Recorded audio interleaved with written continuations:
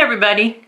I'm here to show you how you can use the Acapella app for iPhone or iPad to recreate some semblance of chamber music in this time when we're all quarantined.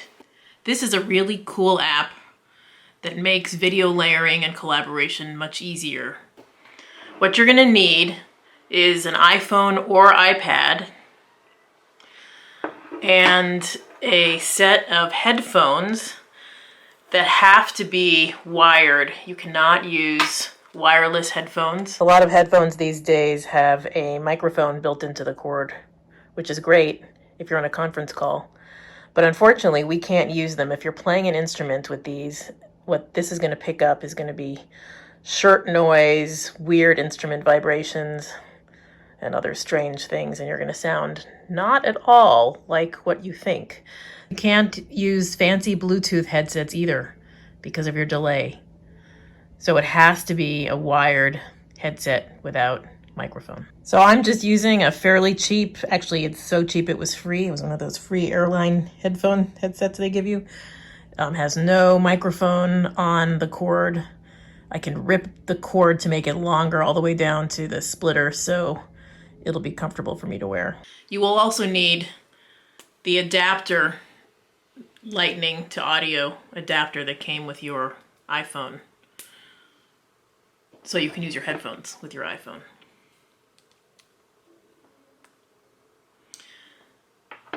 Okay, let's get started. First, you're going to need to get to the App Store and download the app. It's called Acapella from Pick, Play, Post. Now I've got the app downloaded on my phone. Now I have already registered my app and I've gotten the premium version, but you don't have to get the premium version.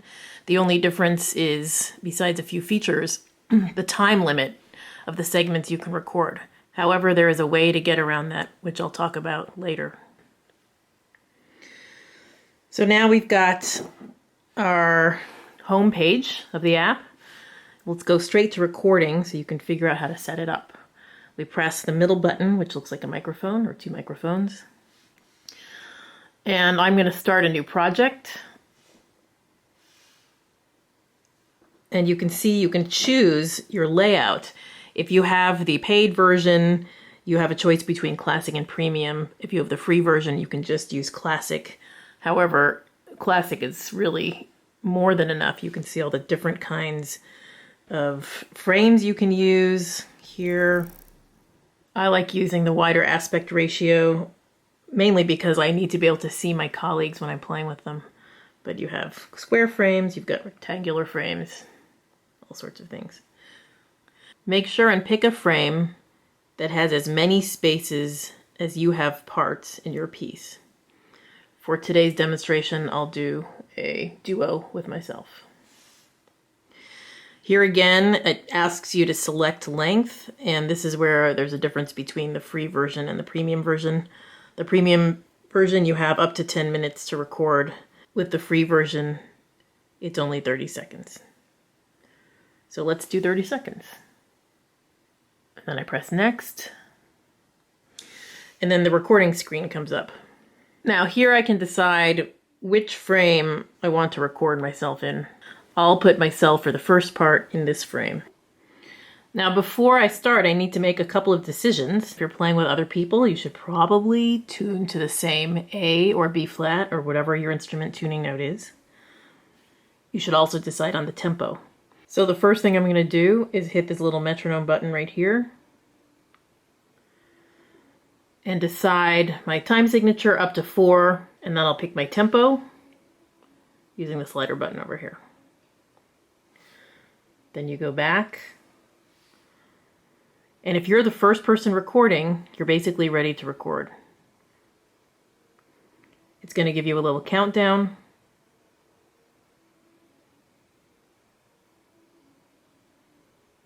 And then you start recording.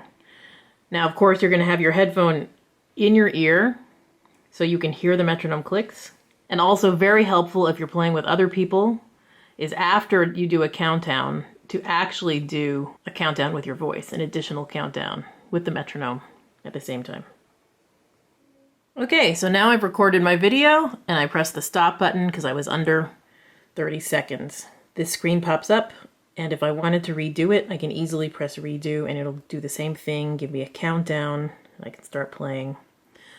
This one I'm going to save, so I'll press continue. And you can listen to it again and decide if you like it or not. If you don't like it, you can press the X, go back, and redo it again. If you do like it, do the check mark. It renders the video. And at this point, I'm ready to send it to the person I want to collaborate with. And this is where the menu on the bottom comes into play. So what I can do with this is I can press this button, the speaker button, and it brings up this little menu. It gives me a lot of options. Now, if you're using the free version, you only will be able to work with this screen, but if you're using the full version, you can work with the other two. But this screen gives you a lot of options just as it is. You can adjust your volume. I can add reverb, which everybody wants a little bit of that. I could adjust pitch if I wanted to. I prefer not to. It's too hard to get back. You can even add echo. So that's generally how much I do when I'm first sending these things around. And you can always change any of this later. So it's important to know that you're still not done with this process, even now, even if you press the check button. But I'm going to go ahead and press this because I'm ready to send it to my collaborator.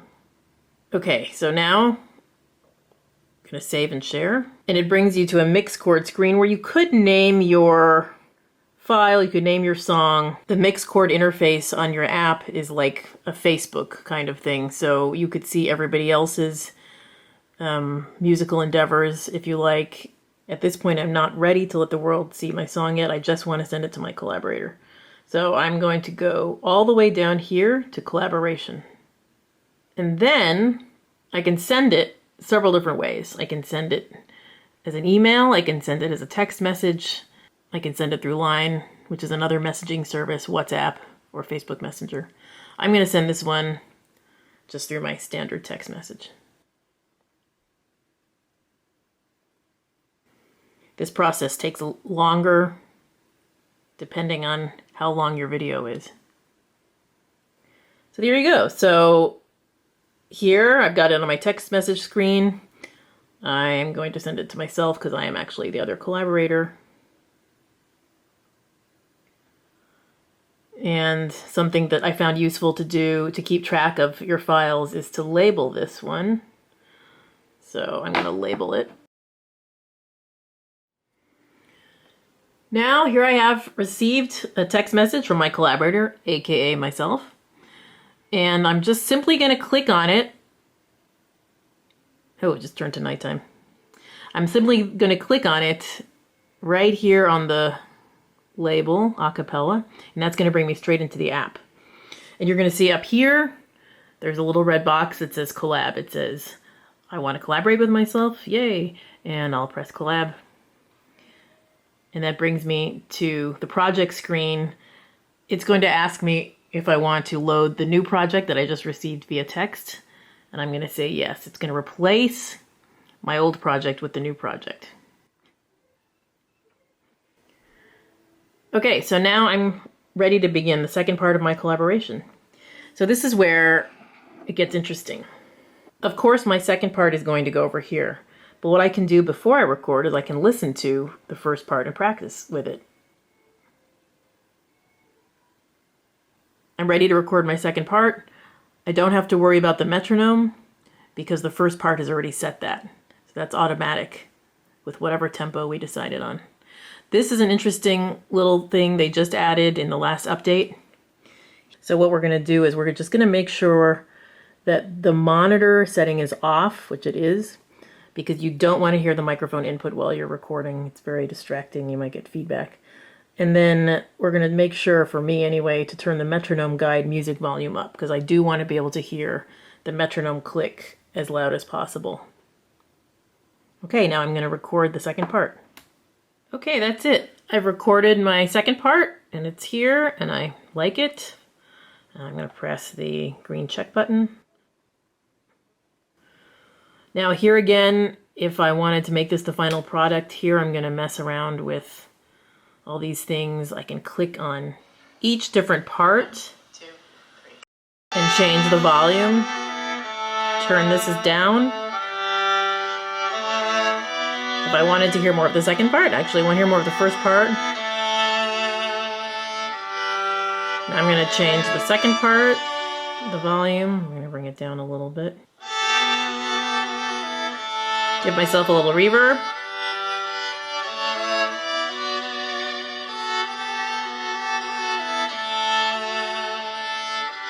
Okay. If you have the premium version, a good sound for string instruments is to go into the processor here and just change it to either acoustic string or classic string. Either one works. For cello, acoustic string works really well. And when you do that, and you click on each box, you're only hearing the sound of the individual box you're clicking on. Okay? So that's that. And I'm going to save and share. This is the part that makes it very chamber music-y. At this point, you could still send it around to your various group members, and you could decide that one part needs to be re-recorded. And that means the person playing, re-recording their part, would re-record it in the square of the part they already recorded, and they would just change whatever had to be changed. But the only way you can do that is if you constantly save this collaboration as a collaboration. Okay, so I'm going to save it as a collaboration.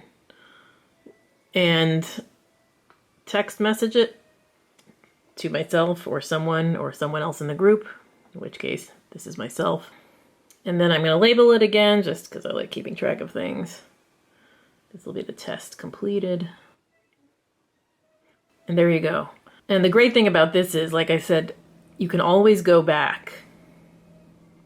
Now, I said earlier it didn't matter if you have the free version or the paid version, and that's kind of true. As long as one person in your group has the paid version and they start the collaboration, then anyone they send it to will have the paid version in that collaboration. So you could record something longer than 30 seconds as long as the person who starts the collaboration has the paid version, and then everybody will get it. It's always easier to have the person who starts the collaboration to be the person who starts the piece musically. That's it. Hope you guys enjoyed this, and good luck collaborating. 1, 2, 3.